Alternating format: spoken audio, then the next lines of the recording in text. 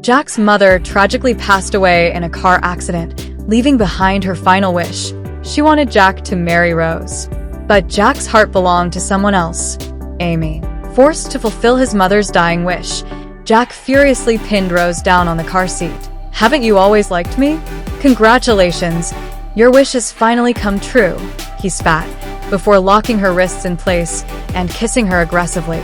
Rose had secretly loved Jack for years, and now that her feelings were exposed, she was both flustered and ashamed. At the same time, she knew Jack was deliberately humiliating her. In agony, she pleaded with him not to do this to her in the car. But Jack coldly taunted, "You're not even worthy of my bed." Thankfully, his assistant interrupted them just in time. Jack shoved Rose out of the car and sped off. Rose's father had high hopes for her. He urged her to make Jack fall in love with her as soon as possible. Only then would Jack be willing to save their family's business from impending bankruptcy. One night, Rose stepped into Jack's bathroom and sat by the bathtub. She lowered her head and kissed him, only for him to avoid her without hesitation. Touching his neck, she pleaded, "I need your love." Jack sneered coldly, "I could never love you." Yet, instead of pushing her away, he yanked her into the tub, pinning her against the icy wall as he kissed her with force. Afterward, Jack fed her a contraceptive pill and said coldly, "You don't deserve to bear my child." Rose's family called again, pressuring her to persuade Jack into investing in their company. But Rose knew bitterly that Jack didn't love her. How could he possibly help her? Still, she couldn't stand by and watch her family fall into ruin. So she deliberately put on Jack's shirt, unbuttoning a few buttons. Though Jack didn't love her, he had always been physically attracted to her. She hoped that if she pleased him in bed, he might agree to help her. Jack's expression darkened when he saw her outfit. "How dare you wear my clothes?" Rose quickly lied, saying her clothes had gotten dirty. But Jack had already seen through her pathetic excuse. He backed her into a corner step by step. "Aren't you trying to seduce me? Why are you backing away?" Her eyes turned red, glistening with unshed tears. Whenever her true thoughts were exposed, she always became flustered like this. Jack loved seeing her in this vulnerable state. It amused him. "Take it off," he ordered. With no choice, Rose obeyed, but tears rolled down her cheeks. "Do you hate me that much?" she whispered. Jack responded indifferently, "Unless you do something for me." Jack sent Rose to entertain his clients. The two men were complete scoundrels. When they learned that Jack had willingly handed over his wife, their desires ran wild. They even drugged her drink, planning to take advantage of her. Just as they were about to make their move, Jack suddenly kicked open the door and dragged Rose away. Her breath was erratic from the drugs.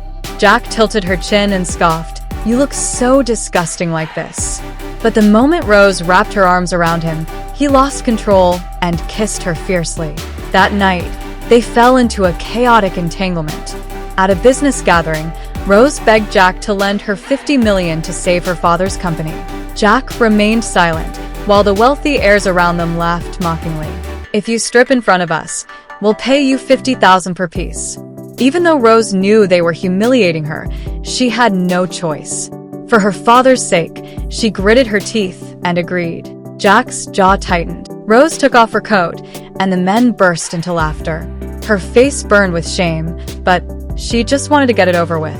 Just as she was about to remove her dress, Jack suddenly stood up, enraged. He threw a bank card at her. "You're absolutely filthy." With that, he stormed out.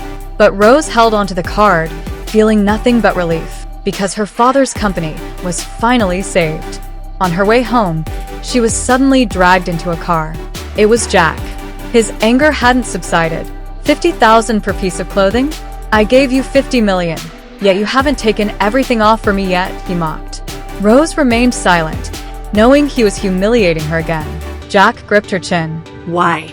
You can undress for others, but not for me." Before she could answer, his phone rang. It was Amy, inviting him to her birthday party. Amy, with ill intentions, invited Rose as well. In front of everyone, she humiliated Rose and even demanded that Jack give her Rose's wedding ring as a birthday gift. Jack refused. "I can give you something else," he said. Amy tried to snatch the ring forcefully, but in the struggle, both women fell into the pool. Jack immediately pulled Rose out of the water. yelling, "Your life belongs to me. You're not allowed to die." Rose lost consciousness. Amy clung to Jack and asked if he had fallen for Rose. Jack dismissed her suspicions.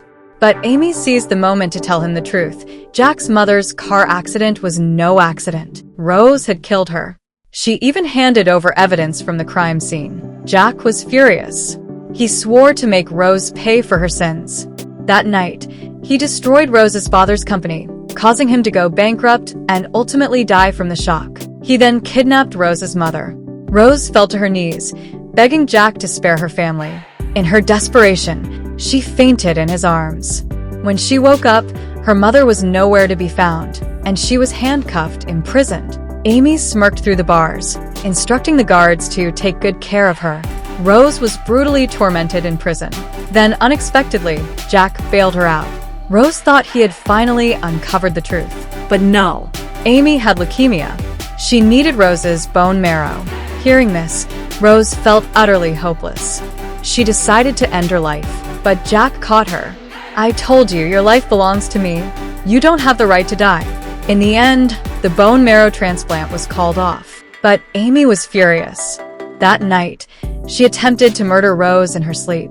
When Rose asked why she hated her so much, Amy revealed the truth. It was she who had killed Jack's mother. "Anyone who stands between me and Jack deserves to die." Rose fought desperately, stalling until Jack arrived. But Amy played the victim again. Rose merely chuckled. Watching Jack being manipulated like a fool, she suddenly found him ridiculous. But she didn't expose Amy. Instead, she decided to leave him. Then the doctor told Rose she was pregnant. This child came at the worst possible time. Just as she was wondering how to escape, her childhood friend, Steve, appeared, offering to help. But when Jack saw Rose in another man's arms, he was consumed with jealousy. He yanked her back and kissed her forcefully in front of Steve. "Do you want to keep watching our kissing?" he sneered. Furious, Steve stormed off. Rose was shackled by Jack as punishment for secretly meeting another man. In protest, she went on a hunger strike. Furious, Jack stormed into her hospital room, grabbed her chin, and force-fed her milk. She shattered the glass, pressing a shard against her neck, threatening to end her life unless Jack agreed to two requests. First, she asked for a hug. Jack hesitated but complied. Silently, Rose whispered to the child in her womb, "This is your father." Second, she asked Jack to pretend to be a loving husband for just one day. Jack agreed. That day, Rose had Jack take her on a motorcycle ride, arranged for them to retake their wedding photos, and set off sky lanterns together. Jack silently made a wish. He hoped things could go back to how they once were. But his wish never came true. Rose took her own life. Following her last request, her body was cremated immediately, leaving Jack no chance to see her one last time. When Jack heard the news, he flew into a rage. "Impossible," he roared, rushing to the hospital in search of Rose. But all he found was Steve scattering her ashes into the wind. Jack refused to believe she was gone. He begged Steve to give his wife back. Yet, as the final handful of ashes drifted into the valley, Jack realized that Rose had truly left him forever. From that day on, he drowned himself in alcohol, mistaking Amy for Rose in his drunken stupor, asking her over and over, "Why did you leave me?" Amy seized the opportunity, trying to finally have him. But just as things were about to go too far, Jack suddenly snapped back to reality. He shoved Amy away. Only then did he realize he had long fallen in love with Rose. 5 years later, Jack's motorcycle was accidentally hit by a car. In the dim night, he caught sight of the woman who hit him. "You look just like my wife," he murmured. The woman, who bore an uncanny resemblance to Rose, thought he was just hitting on her. She handed him some money for medical expenses and turned to leave. Jack, however, blocked her path. "This won't be enough." With that, he grabbed her and pulled her onto his motorcycle.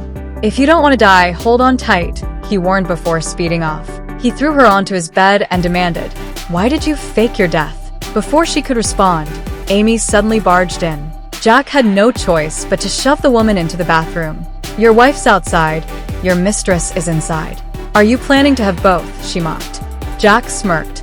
"My wife and my mistress have always been the same person, you." He lifted her chin, only for her to coldly declare, "I'm not the Rose you speak of." She then revealed that she had already married Steve and had a lovely daughter with him. Without looking back, she turned and walked away, only to run into Amy. Amy, furious at her sudden reappearance, was filled with murderous intent. Amy kidnapped the little girl and fed her a peanut candy, knowing she was allergic. As the child struggled to breathe, Jack rushed her to the hospital and had a DNA test done. The results confirmed she was his daughter. Faced with undeniable proof, Rose's lies crumbled. Yet, she wanted nothing more to do with Jack. She tore the test results into pieces and left without a word. Desperate, Amy resorted to drugging Jack. All these years, she had never been able to have him. Now, with Rose back, her insecurities spiraled. But Jack forcefully shoved her away, cutting ties with her for good. He then stormed to Rose's door and kissed her fiercely. But just then, Steve walked out of the kitchen. Jack's vision blurred. The next second, he collapsed unconscious. When he awoke, he found Rose taking care of him. Grabbing her hand, he asked about her relationship with Steve. Rose coldly dismissed him, telling him to mind his own business. She then tried to kick him out. Jack kissed her hand and pleaded, "Forgive me, please?" Rose's heart remained unmoved.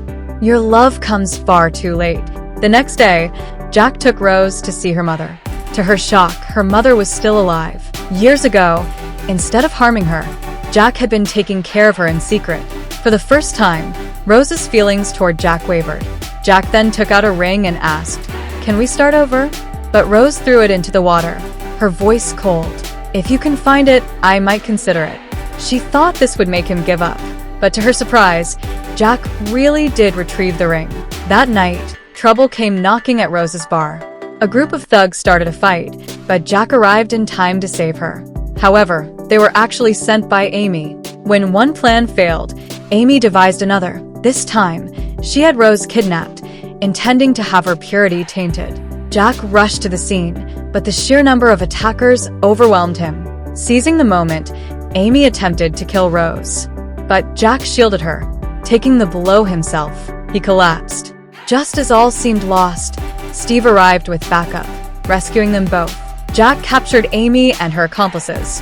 Under interrogation, one of them finally revealed the truth. Years ago, it wasn't Rose who caused Jack's mother's death. It was Amy. Furious, Jack personally sent Amy to prison. Realizing how foolish he had been, Jack drank himself into oblivion. That night, he collapsed at Rose's doorstep, clutching her legs as he sobbed, begging for her forgiveness. Rose had no choice but to take him in. Jack gripped her tightly. "Don't kick me out," he murmured.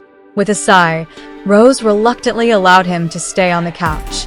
But Jack, unwilling to leave, drenched himself in the bathroom just to have an excuse to stay longer.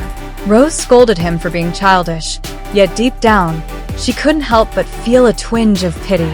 Meanwhile, one of Amy's men managed to escape. That night, he drove straight toward Rose at full speed. Just as the car was about to hit her, Jack pushed her out of the way. Rose survived, but Jack lay motionless, covered in blood. Do you think Rose will finally forgive Jack? Leave your answer in the comments.